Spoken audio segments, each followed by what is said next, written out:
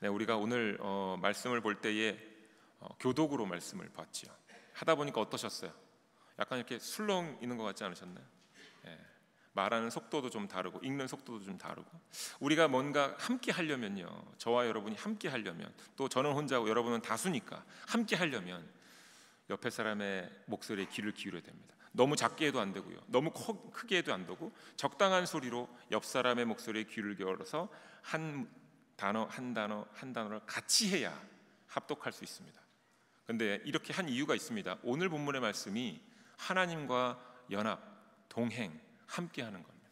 하나님의 음성에 귀를 기울이고 하나님의 발걸음을 맞추어서 함께 걸어가는 것, 그때에 온전한 하나님의 자녀요 증인된 삶을 살 수 있는 겁니다. 오늘 본문의 말씀으로 더 크신 하나님의 은혜가 나눠지길 주님의 이름으로 축원드립니다. 지난 3주간 동안 우리가 역대하를 묵상하면서 하나님께서 이스라엘 백성들에게 주신 메시지들을 살펴보았습니다. 첫 주의 메시지가 기억나시나요? 첫 주의 메시지, 성전의 참된 의미에 대해서 우리가 함께 나눴습니다. 성전이란 무엇입니까? 하나님께서, 여호와 하나님께서 하나님의 이름을 두시기로 했던 그 자리, 장소, 이것이 신약의 내용으로 그대로 오면 하나님께서 이름을 두시기로 한 우리, 바로 우리의 마음, 바로 우리가 성전이 되고 하나님께서 정하신 그 장소가 성전이 되는 겁니다. 그런데 이 성전이 망가지기 시작했다는 거예요. 장소도 망가지고 성전으로 온전히 살아야 될 우리도 망가진 겁니다. 그래서 성전의 의미를 함께 살펴보았고요. 이 망가진 성전을 하나님께서 회복하시고자 둘째 주에 우리가 나눴던 것이 하나님의 징계 방법입니다. 회복시키기 위한 징계 방법, 사람의 매와 인생의 채찍에 대해서 살펴보았습니다. 그리고 세 번째 주, 지난주에는 하나님께서 왜 이렇게도 많이 전쟁에 대한 이야기들을 성경 말씀 가운데, 특별히 역사 가운데 허락하셨는가, 우리가 역사의 참된 의미를 확인해 보았습니다. 자, 지난 설교들을 다 잊으셔도 상관없고요, 온라인에 들어가서 다시 보셔도 상관없습니다. 선한 왕이 있었고 나쁜 왕이 있었다 정도로만 기억하셔도 큰 문제는 되지 않습니다. 자, 우리 착하게 살자, 선하게 살자, 이렇게 말씀을 정리하셔도 괜찮습니다. 그런데 이것 한 가지만은 꼭 잊지 말고 기억하셔야 됩니다. 하나님께서 이스라엘을 북과 남으로, 남과 북으로 딱 반으로 나뉘신 이유, 그리고 수많은 왕들의 삶을 우리에게 보여주신 이유 있다라는 겁니다. 여러분, 하나일 때는 잘 몰라요. 같이 죄질 때는 잘 몰라요. 이것을 탁 나뉘고 났더니 그 안에 죄가 밝히 보이더라라는 겁니다. 하나님의 말씀으로, 하나님의 검으로, 말씀의 검으로, 어떤 날쌘 검보다도 예리한 그 검으로 우리의 영과 혼과 골수를 잘라 쪼개 나누면 우리의 생각이 다 밝히 드러나는 것처럼 하나님께서 남과 북으로 탁 나누게 하시자 죄가 보이기 시작하는 겁니다. 더욱이 수많은 왕들, 그 왕들의 모습을 통해 우리 안에 공통으로 갖고 있는 죄의 모습과 개별적으로 갖고 있는 죄의 모습들을 밝히 보여주시는 겁니다. 열왕기상하, 역대기상하는 죄를 깨닫게 하시려는 하나님의 이 섬세한, 아주 세심한 배려가 묻어나 있는 말씀임은 꼭 기억하셔야 됩니다. 자, 오늘의 본 말씀은요, 요시야 왕의 죽음에 관한 이야기입니다. 역대하에 기록된 마지막 왕은 아니지만 중요한 왕 가운데 하나입니다. 자, 역대하가 요시야를 어떻게 기록하고 있는지 한번 보겠습니다. 역대하 34장 2절 말씀입니다. 여호와 보시기에 정직하게 행하여 그의 조상 다윗의 길로 걸으며 좌우로 치우치지 아니하고, 이렇게 기록합니다. 정직하고 좌우로 치우치지 않는 왕이다 라는 것.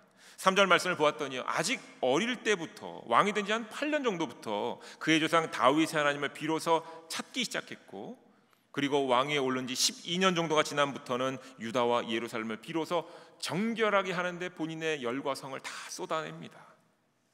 산당들, 아세라 목상들과 아로새긴 우상들, 그리고 부어 만든 우상들을 다 제거하기 시작합니다. 바알의 제단들을 다 철거하고, 그리고 바알의 태양상을 찍어버리고, 또한 모든 우상들을 다 뽑아서 불태우고 빻아서 이것을 그들이 섬겼던 모든 사람들의 그 무덤에 함께 뿌려버립니다. 성전에만 우상을 내몰았던 것이 아니라 모든 성읍들에서도 이와 같이 명령을 내리고는 하나님 보시기에 선한 일들을 행합니다. 그리고 이제 무엇을 합니까? 성전을 수리하기 시작합니다. 자, 여기까지 기록된 말씀만 보아도 요시야 왕은요, 정말로 착하고 성실한 왕, 그리고 하나님께서 보시기에 너무나도 다윗과 같은 그런 왕이지요. 그런데 이제 성전을 수리하면서 한 권의 율법책이 발견되는 겁니다. 역대하 34장 14절의 말씀을 보았더니 모세에게 전하여 준 율법책이라고 기록하고 있습니다. 학자들은 때로 의견이 좀 분분해서요, 이것이 신명기서만일 것이다, 또는 출애굽기, 레위기, 민수기만일 것이다, 이렇게 얘기를 하지만 여기서 사용한 율법책이라는 단어 자체가 모세오경 전체를 의미하고 있기 때문에 아마도 모세오경 전체일 것이다, 이렇게 이해하는 것이 우세한 견해입니다. 요시야 왕이요, 그러니까 모세오경을 통해서 다시금 하나님의 인도하심과 이스라엘의 불신앙을 묵상하기 시작했다는 겁니다. 모세오경을 꺼내놓고 그것을 다시 묵상하는 겁니다. 그러는 가운데 옷을 찢습니다. 우리는 죄인입니다. 하나님께서 우리를 징벌하십니다. 이것을 온전히 깨닫고는 모든 백성들에게 모세오경을 읽히며 가르치며 하나님의 뜻을 따르게 선포합니다. 지금껏 다윗을 제외하고 이와 같은 선한 왕은 없었던 것 같습니다. 그렇지요. 자, 이렇게 이해를 하고 요시야 왕이 하나님 앞에서 정직하게 행하자, 모든 하나님의 뜻이 이루어졌다, 그러니 우리도 요시야 왕처럼 하나님 앞에서 정직하고 말씀대로 살자, 하는 뜻대로 행하자 라고 교훈을 얻고 설교를 마치면 좋을 것 같은데, 오늘 본문에서 요시야 왕이 죽음을 맞이하는 사건이 기록되어 있는 겁니다. 더욱이 요시야 왕의 이 죽음의 사건을 보니요, 너무나도 허망한 죽음을 맞이하고 있더라라는 겁니다.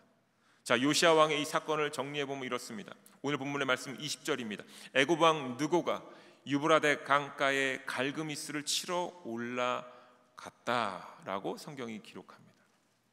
자, 이 갈그미스 전투는 세계사적으로도 굉장히 중요한 전투라고 합니다. 바벨로니아가 계속 커질 때, 그 나라가 커지는 것을 막고자 밑에 있었던 애굽과 그리고 아수르가 연합하여서 남하하는 바벨론을 저지하려고 했던 전투입니다.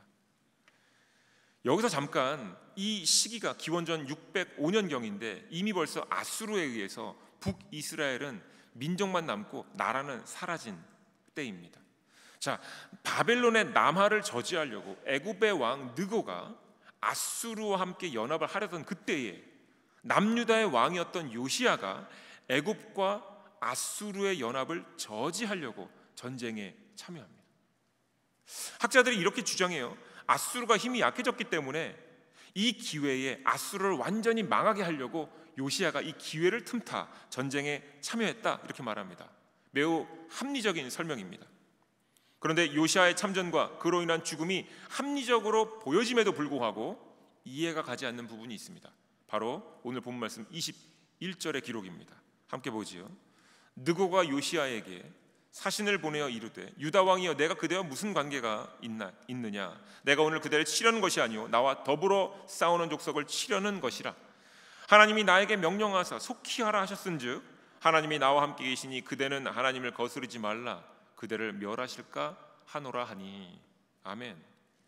애굽 왕 느고가 분명히 말했습니다. 오늘의 전쟁, 남유다여, 너희와는 관계가 없다. 더욱이 뭐라고 얘기합니까? 하나님이 나에게 명령하셔서 지금 속히 하라 하셨으니 하나님이 나와 함께 하시고 계시다라는 것을 얘기합니다. 자, 애굽의 왕이 하나님의 이름을 자기 마음대로 이용했다고 볼 수 있는 구절이지만 그 다음 구절 22절의 말씀을 보면요, 하나님께서 개입하신 것이 사실임을 증명합니다. 22절 말씀입니다. 요시야가 몸을 돌이켜 떠나기를 싫어하고 오히려 변장하고 그와 싸우고자 하여 하나님 입에서 나온 느고의 말을 듣지 아니하고. 아멘. 자, 하나님께서는 느고를 사용하신 것이 사실입니다. 하나님의 말씀을 요시야가 듣지 않은 것이 사실입니다. 자, 이 두 가지 사실이 같이 있는 겁니다. 결론을 먼저 말씀드리자면 하나님의 뜻, 하나님의 말씀은 무엇이었는가?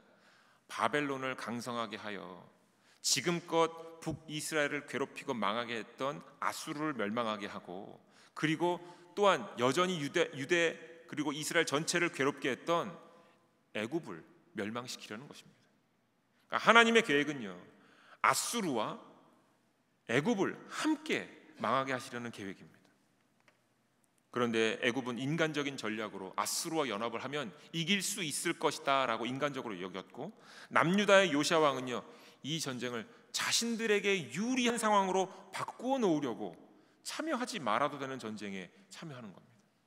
자, 요시야 왕이 애굽의 왕의 계획을 막아서자 애굽의 느고 왕은 자신이 하나님의 뜻을 이루는 사람이라고 말을 합니다만 이것은 사실 거짓입니다. 하나님께서 바벨론의 손에 애굽을 맡겼기 때문에 애굽은 하나님께서 함께 하신다고 여겼지만, 맞아요, 틀린 얘기는 아닌데 하나님의 재앙이 임하는 상황인 것이지요.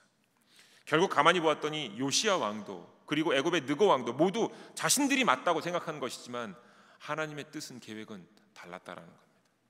자, 지난주에 나눴던 말씀 기억해 보십시오. 전쟁이란 단어가 히브리어로 라함인데 전쟁의 뜻이 무엇입니까? 첫 번째, 싸우다, 다투다. 두 번째가 중요하다고 말씀드렸습니다. 두 번째 무엇입니까? 네, 먹다, 먹을 것을 나누다입니다. 먹을 것으로 사용하다입니다.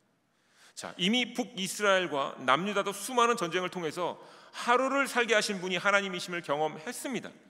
또한 이방의 민족들과의 경험을 통해서 전쟁 상황 가운데 매일매일은 죽음의 연속이지, 언제 죽을지 모르니까 하루살이처럼 살아가는데 그 하루살이의 인생을 살면서 그 하루의 생명은 하나님께 전적으로 달려있다, 하나님께 속했다라는 것을 경험했습니다.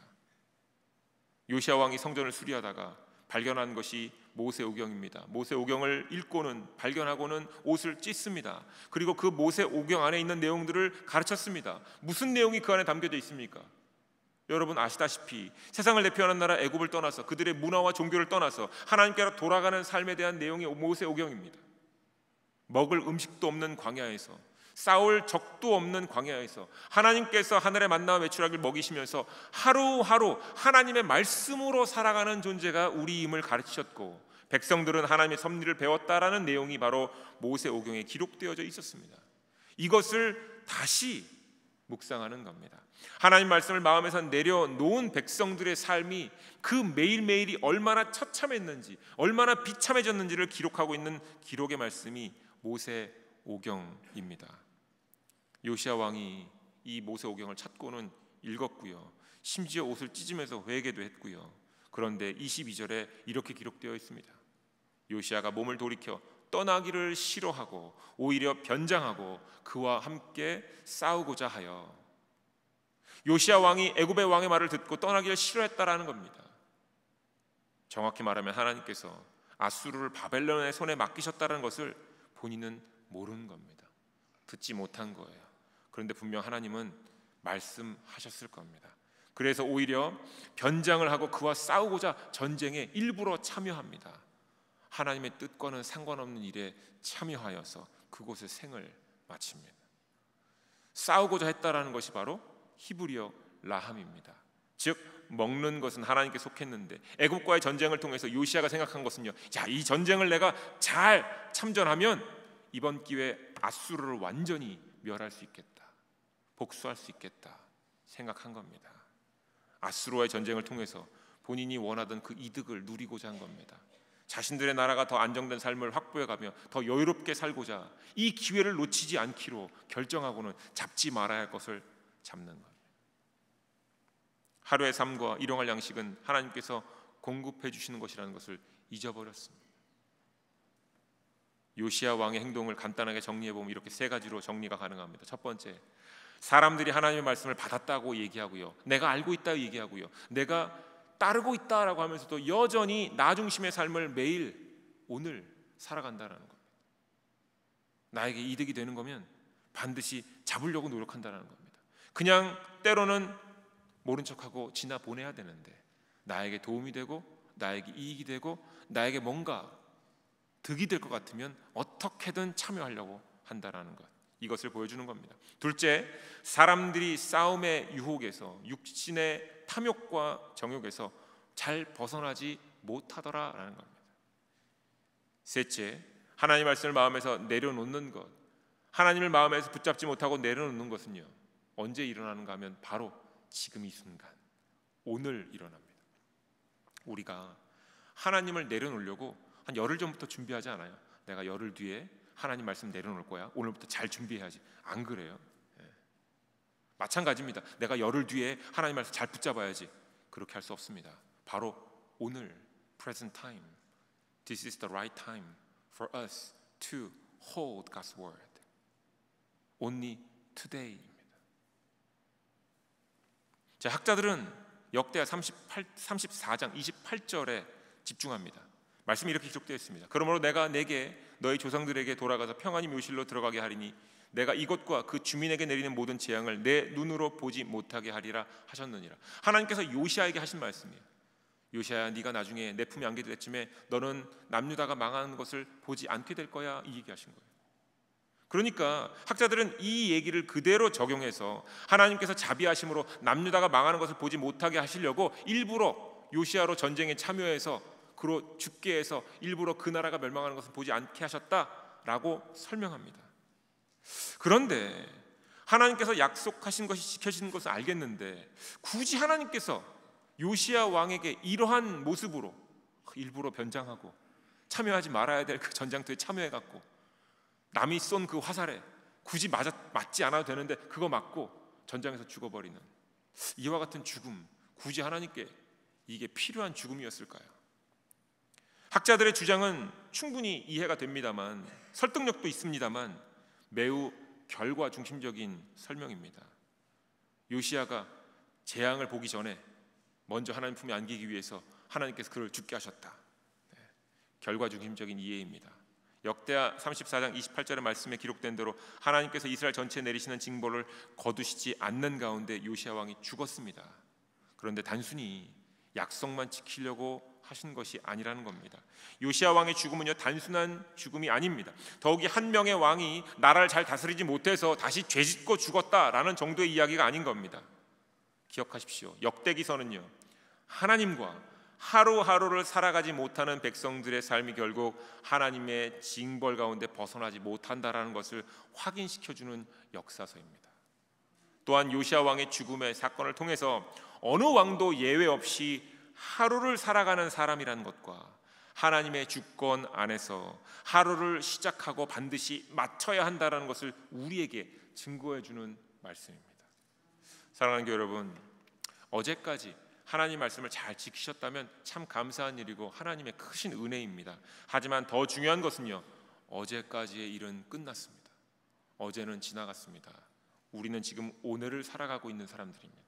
그렇다면 지금 우리는 하나님 말씀에 의지하여 하루를 시작했고 지금 살고 있으며 살아가고 있는지, 매 순간 하나님께 의지하며 살아가고 있는지를 매 순간 점검해 보아야 되는 겁니다. 아수르를 무너뜨리고자 했던 요시야의 마음 충분히 이해가 됩니다. 왕으로서 그런 마음 가질 수 있지요. 하지만 결국 요시야 왕은 자신에게 이익이 될 것에 집중하는 그 순간에 하나님의 말씀을 내려놓은 겁니다. 하나님을 붙잡지 않은 겁니다. 하나님께서 바벨론의 손에 애굽과 아수르를 맡기셨는데 이를 분별하지 못하게 된 것입니다. 결국 하나님의 주권을 따르지 못하게 되자 허망한 죽음으로 삶을 마치게 됩니다. 사랑하는 교회 여러분, 지혜로운 삶은 하루 동안 하나님께 의지하면서 이것을 해야 됩니다. 제가 세상적인 표현을 좀 썼는데요, 혹시 이 단어 아시나요? 낄낄빠빠. 네, 모르세요? 웃는 소리 아니에요. 낄낄낄 거리는 거 아니고요. 낄 때 끼고 빠질 때 빠져야 된다라는 약자입니다. 네, 낄낄빠빠. 하나님의 분별의 영을 달라고 우리가 간구하면서 지나쳐가야 될 것은 그냥 지나쳐가야 돼요. 나에게 아무리 유익이 될 것처럼 보여도 붙잡지 말아야 돼요. 그리고 나에게 실이 될 것 같아 보이고 나에게 불편함을 줄 것 같은 일이라도 하나님께서 참여하라 하시면 참여해야 되는 겁니다. 이것이 하나님의 지혜를 얻은 자녀들의 삶이 됩니다. 하나님의 자녀이자 증인된 삶, 이것은 하나님과 나란히 서는 것을 의미합니다. Living as a child of God and being a witness of God means standing side by side with God. 하나님보다 더 먼저 한 걸음 나아가면 어떻게 됩니까? 하나님의 뜻과는 상관없이 하나님의 뜻을 이루어 달라고 하나님 이용하는 사람이 되는 겁니다. If you go one step further than God, you became a person who used God to fulfill your will or personal will, regardless of God's will. 그런데요, 나는 이런 사람 아니에요라고 얘기하면서 하나님 뒤에 서 있어요. 하나님보다 한 걸음 뒤에서 머물러 있는 겁니다. 하나님 다 해주세요. 다 맡길게요. 그리고 그 뒤에서 뭐 합니까? 내가 하고 싶은 거 다 해요. 그리고 일이 잘못되면 어떻게 해요? 하나님 제가 다 맡겼는데 왜 이렇게 하셨어요? 하나님 잘못인가요? 나한테 왜 이러시는 거예요? 이러는 겁니다. Also, if you stay one step behind God, you became a person who does whatever he, she wants behind God and try to place all responsibilities onto God. 역대기에 기록된 왕들의 삶을 잊지 마셔야 됩니다. 역대기는요, 선한 왕, 착한 왕으로 분류하고는 보여주는 말씀이 아닙니다. 왕들이 매일매일을 어떻게 살았는지를 보여주시는 말씀입니다. 하나님의 인도하심을 간구하면서 하나님의 주권에 의지하면서 하루를 살아갔는가, 아니면 자기 마음대로 하루하루를 살았는가, 누가 하루를 살면서 하나님의 자녀로 하나님의 증인으로 살아갔는가를 살피시는 하나님께서, 그 이스라엘을 살피셨던 하나님께서 지금 우리를 살피시는 겁니다. 누가 오늘 나와 함께 동행하고 있는가. 원 스텝 further도 안 되고요, 원 스텝 비하인드도 안 됩니다. 하나님 옆에서 보고 참여하고 보고 참여하지 않고를 함께 살아가야 되는 겁니다.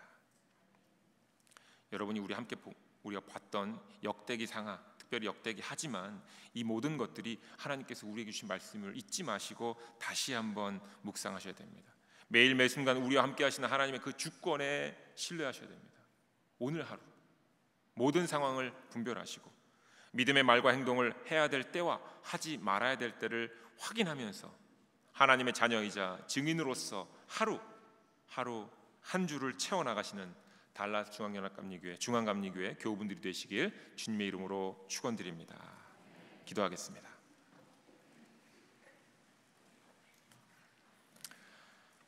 하나님, 왕들의 삶을 통해서, 치열한 전쟁을 통해서 하나님께서는 매일매일의 삶이 중요하다라는 것을 알게 하셨습니다.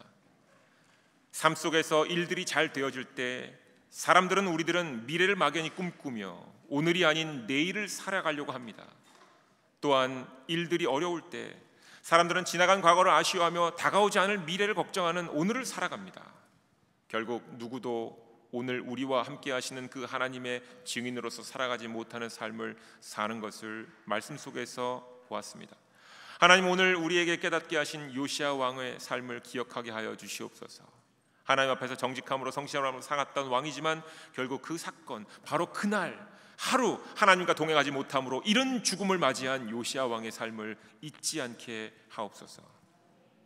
지난 우리의 삶이 아무리 정직하고 성실했더라도 또는 어렵고 부족했더라도 오늘 하나님의 인도하심을 따르는 것이 더 중요한 하나님의 뜻임을 깨닫게 하여 주시옵소서.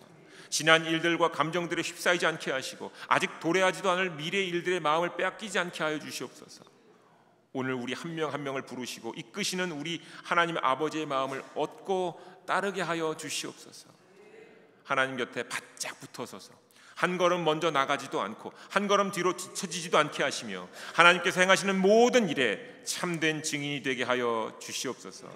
이것이 우리에게 가장 귀한 축복임을 깨닫고 살아가는 우리 모두가 되게 하여 주시옵소서.